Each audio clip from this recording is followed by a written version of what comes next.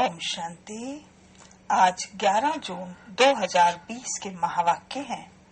आज बाबा आए हैं राजस्व अश्वमेध रुद्र ज्ञान रचने। यह यज्ञ स्वयं श्री बाबा के द्वारा रचा गया है स्वराज्य पाने के लिए।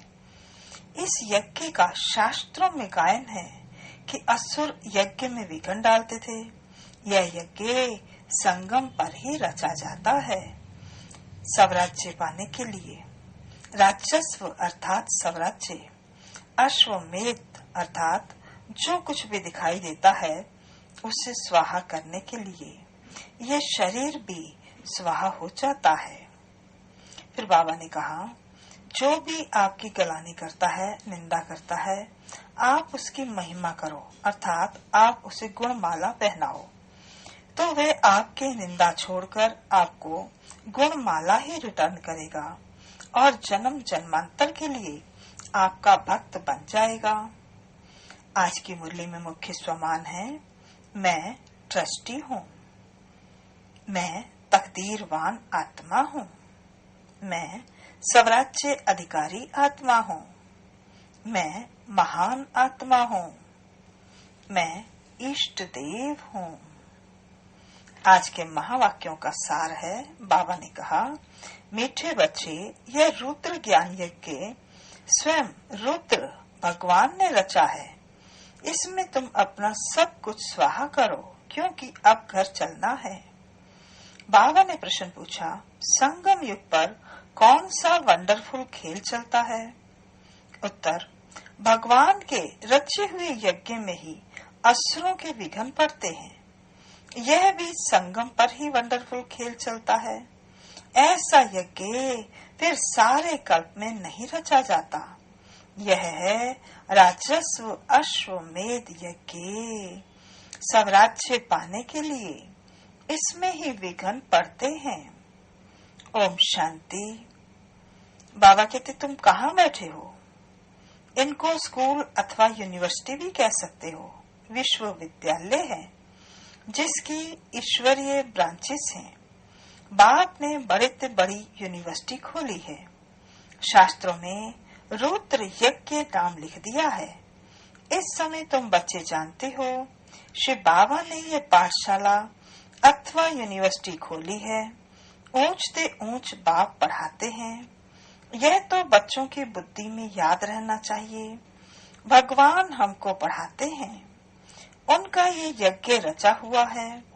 इसका नाम भी बाला है, राजस्व अश्वमेध रुद्र ज्ञान यज्ञ। राजस्व अर्थात स्वराज्य के लिए।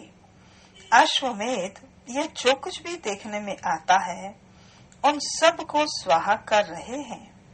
शरीर भी स्वाहा हो जाता है। आत्मा तो स्वाहा हो नहीं सकती। सब शरीर स्वाहा हो जाएंगे, बाकी आत्माएं सब वापस भागेंगी। यह है संगम युग। बहुत आत्माएं भागेंगी, बाकी शरीर खत्म हो जाएंगे। यह है सब ड्रामा। तुम ड्रामा के वश चल रहे हो। बाप कहते हैं, हमने राजस्व यज्ञ रचा है। यह भी ड्रामा प्लान अनुसार रचा गया है। ऐसे नहीं कहेंगे कि मैंने यज्ञ रचा है। ड्रामा प्लान अनुसार तुम बच्चों को पढ़ाने के लिए कल्प पहले माफिक ज्ञान यज्ञ रचा गया है। मैंने रचा है, यह भी अर्थ नहीं निकलता। ड्रामा प्लान अनुसार रचा गया है। कल्प कल्प रचा जाता है। यह ड्रामा बना हुआ है ना।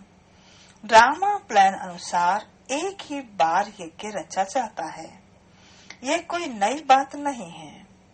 अभी बुद्धि में बैठा है। बरोबर 5000 वर्ष पहले भी सतयुग था। अब चक्र फिर रिपीट हो रहा है। फिर से नई दुनिया स्थापन हो रही है। तुम नई दुनिया में स्वराज्य पाने के लिए पढ़ रहे हो। पवित्र भी जरूर बनना है। बनते भी वही हैं जो ड्रामा अनुसार कल पहले बने थे, अभी भी बनेंगे। साक्षी हो ड्रामा को देखना होता है और फिर पुरुषार्थ भी करना होता है। बच्चों को मार्ग भी बताना है। मुख्य बात है पवित्रता की। बाप को बुलाते ही हैं कि आओ पवित्र बनाकर हमको इस छीछी दुनिया से ले चलो। बाप आए ही हैं घर ले जाने के लिए। बच्चों को पॉइंट्स तो बहुत दी जाती हैं। मुख्य बात फिर भी बाप कहते हैं मन मना भव। पावन बनने के लिए बाप को याद करते हैं, यह भूलना नहीं चाहिए। जितना याद करेंगे उतना फायदा होगा। चार्ट रखना चाहिए, नहीं तो फिर पिछाड़ी में फेल हो जाएंगे। बच्चे समझते हैं हम ही सतो प्रधान थे। नंबरवार पुरुषार्थ अनुसार जो ऊंच बनते हैं उनको मेहनत भी जास्ती करनी पड़ेगी, याद में रहना होगा। ये तो समझते हो, बाकी थोड़ा समय है, फिर सुख के दिन आने हैं। बरोबर हमारे अथाह सुख के दिन आने हैं। बाप एक ही बार आते हैं, दुख धाम खलास कर अपने सुख धाम में ले चलते हैं। तुम बच्चे जानते हो अभी हम ईश्वरीय परिवार में हैं, फिर दैवी परिवार में जाएंगे। इस समय का ही गायन है। ये संगम ही पुरुषोत्तम ऊंच बनने का युग है। तुम बच्चे जानते हो हमको बेहद का बाप पढ़ा रहे हैं, फिर आगे चल सन्यासी लोग भी मानेंगे। वह भी समय आएगा ना। अभी तुम्हारा प्रभाव इतना नहीं निकल सकता। अभी राजधानी स्थापन हो रही है, टाइम पड़ा है। पिछाड़ी में ये सन्यासी आदि भी आकर समझेंगे सृष्टि का चक्र कैसे फिरता है। ये नॉलेज कोई में है नहीं। यह भी बच्चे जानते हैं पवित्रता पर कितने विघ्न पड़ते हैं, अबलाओं पर कितने अत्याचार होते हैं। द्रौपदी ने पुकारा है ना। वास्तव में तुम सब द्रौपदियां, सीताएं, पार्वतियां हो। याद में रहने से अबलाएं, कुब्जाएं भी बाप से वर्षा पा लेती हैं। बाबा कहते याद में तो रह सकती है ना। भगवान ने आकर यज्ञ रचा है, इसमें कितने विघ्न पड़ते हैं, अभी भी विघ्न पड़ते रहते हैं। कन्याओं को जबरदस्ती शादी कराते हैं, नहीं तो मार कर निकाल देते हैं। इसलिए पुकारती हैं हे पतित पावन, आओ तो जरूर उनको रथ चाहिए ना, जिसमें आकर पावन बनाए। बाबा कहते गंगा के पानी से पावन नहीं बनेंगे, बाप ही आकर पावन बनाए, पावन दुनिया का मालिक बनाते हैं। तुम देखते हो इस पतित दुनिया का विनाश सामने खड़ा है। क्यों ना बाबा का बन जाएं, स्वाहा हो जाएं। पूछते हैं स्वाहा कैसे हो, ट्रांसफर कैसे करें। बाबा कहते बच्चे तुम इस साकार बाबा को देखते हो, ये खुद करके सिखा रहे हैं। जैसा कर्म हम करेंगे हमको देख और करेंगे। बाप ने इनसे कर्म करवाया ना, सारा यज्ञ में स्वाहा कर दिया। स्वाहा होने में कोई तकलीफ थोड़ी है। यह ना बहुत साहूकार न गरीब था, साधारण था। यज्ञ रचा जाता है तो उसमें खान पान की सब सामग्री चाहिए ना। यह है ईश्वरीय यज्ञ। ईश्वर ने आकर इस ज्ञान यज्ञ की स्थापना की है। तुमको पढ़ाते हैं इस यज्ञ की महिमा बहुत भारी है। ईश्वरीय यज्ञ से ही तुम्हारा शरीर निर्वाह होता है। जो अपने को अर्पण में समझते हैं, हम ट्रस्टी हैं, ये सब कुछ ईश्वर का है। हम शिव बाबा के यज्ञ से भोजन खाते हैं, ये समझ की बात है ना। यहाँ तो नहीं सबको आकर बैठना है, यहाँ तो नहीं सब आकर रह सकते ना। इनका सैंपल तो देखा, कैसे सब कुछ स्वाह कर दिया। जैसे कर्म यह करता है, इनको देख औरों को भी आया। बहुत ही स्वाहा हुए। वो जो हुए, बाबा कहते जो जो हुए वे अपना वर्षा लेते हैं। बुद्धि से समझा जाता है, आत्मा है, इनको देख औरों को भी आया। बुद्धि से समझा जाता है, आत्मा तो चली जाएगी, बाकी शरीर खत्म हो जाएंगे। यह बेहद का यज्ञ है, इनमें सब स्वाहा होंगे।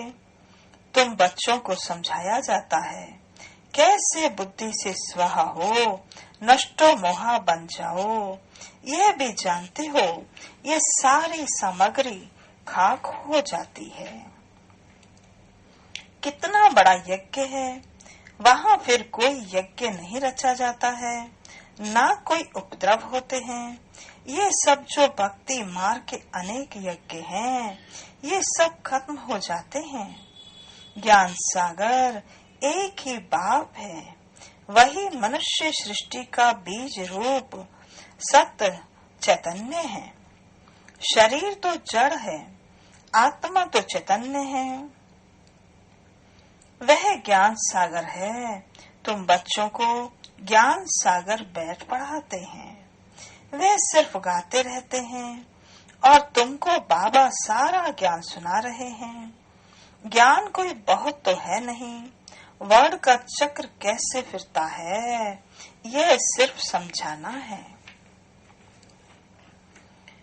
वहाँ बाप तुमको खुद पढ़ा रहे हैं।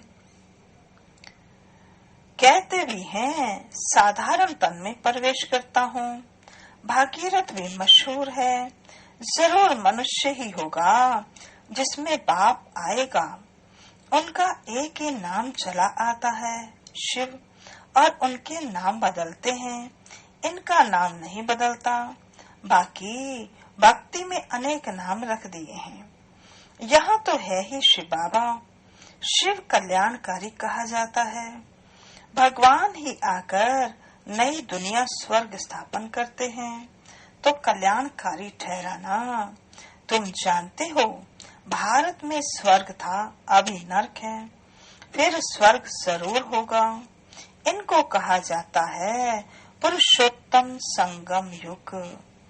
जबकि बाप खिवैया बनकर तुमको इस पार से उस पार ले जाते हैं।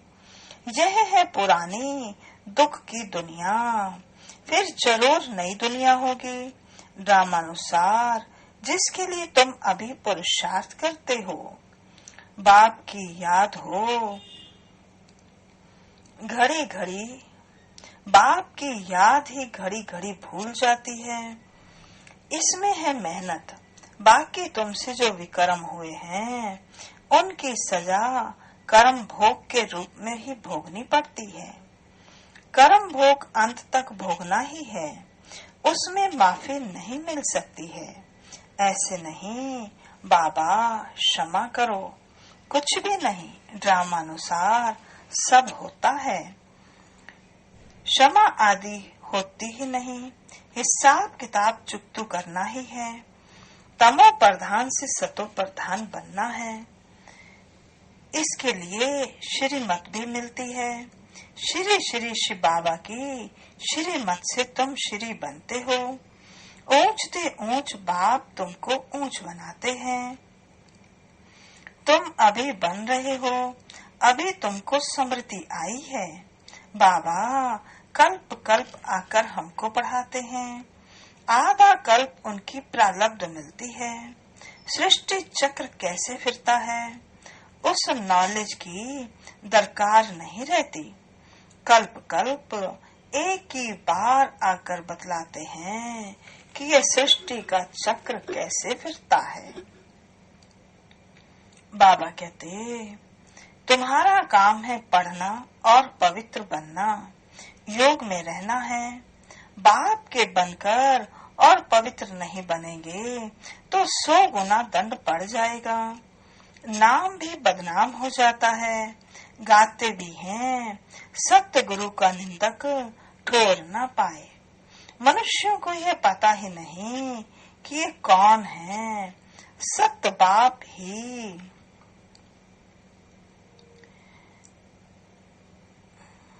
बाबा कहते सत्य बाप ही सतगुरु सत्य टीचर होगा ना।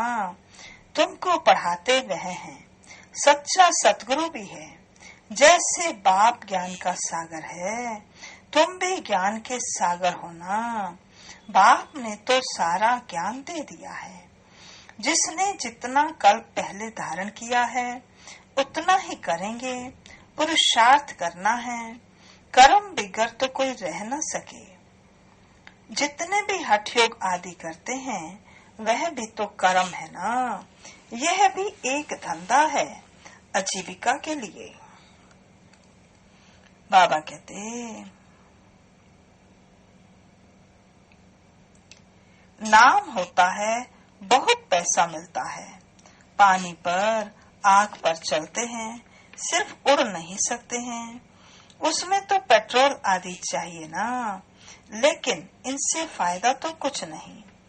पावन तो बनते नहीं। साइंस वालों की भी रेस है। उनकी है साइंस की रेस और तुम्हारी है साइलेंस की। सब शांति ही मांगते हैं। बाप कहते हैं बच्चे, शांति तो तुम्हारा स्वधर्म है। अपने को आत्मा समझो। अपने घर चलना है शांति धाम। यह है दुख धाम। हम शांति धाम से फिर सुख धाम में आएंगे। यह दुख धाम खलास होना है। यह अच्छी रीति धारण कर फिर औरों को धारण कराना है। बाकी थोड़े रोज हैं, वह पढ़ाई पढ़कर फिर शरीर निर्वाह अर्थ माथा मारना पड़ता है। तकदीरवान बच्चे फौरन निर्णय ले लेते हैं कि हमें कौन सी पढ़ाई पढ़नी है, उस पढ़ाई से क्या मिलता है और इस पढ़ाई से क्या मिलता है। उस पढ़ाई से तो क्या मिलता, एक जन्म की रोजी रोटी बस।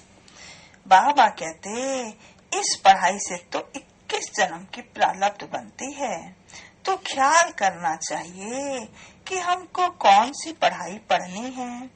जिसको बेहद के बाप से वर्षा पाना है वह बेहद की पढ़ाई में लग जाते हैं, परंतु ड्रामा प्लान अनुसार कोई की तकदीर में नहीं है तो फिर उस पढ़ाई में चटक पड़ते हैं।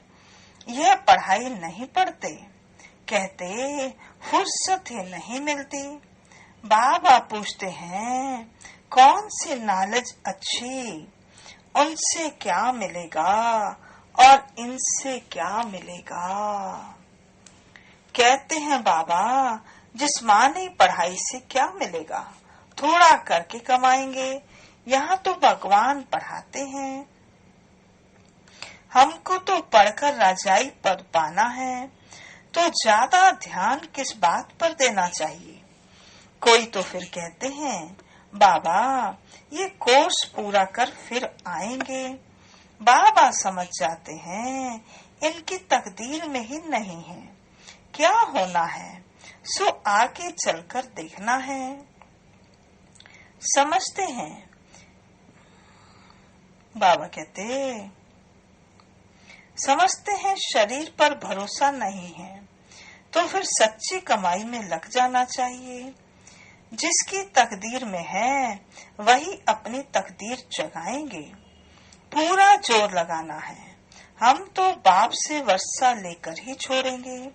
बेहद का बाबा हमको राजाई देते हैं, तो क्यों ना ये एक अंतिम जन्म हम पवित्र बनेंगे। इतने ढेर बच्चे पवित्र रहते हैं, झूठ थोड़े बोलते हैं। सब पुरुषार्थ कर रहे हैं, पढ़ रहे हैं, फिर भी विश्वास नहीं करते। बेहद का बाप आते ही तब हैं जब पुरानी दुनिया को नया बनाना होता है। पुरानी दुनिया का विनाश तो सामने खड़ा है, यह बहुत क्लियर है। समझ बाबा कहते समय भी बरोबर वही है। अनेक धर्म हैं, सत्युग में तो होता ही एक धर्म है। यह भी तुम्हारी बुद्धि में है। तुम्हारे में भी कोई है जो निश्चय अजन कर रहे हैं। अरे निश्चय करने में टाइम लगता है क्या? शरीर पर भी भरोसा थोड़ा ही है। जरा भी चांस गंवाना नहीं चाहिए। किसकी तकदीर में नहीं है तो जरा भी बुद्धि में आता नहीं है। अच्छा मीठे मीठे सिकिलदे बच्चों प्रति माता पिता बाप दादा का याद प्यार और गुड मॉर्निंग। रूहानी बाप की रूहानी बच्चों को नमस्ते। हम रूहानी बच्चों की रूहानी बाप दादा को नमस्ते नमस्ते नमस्ते।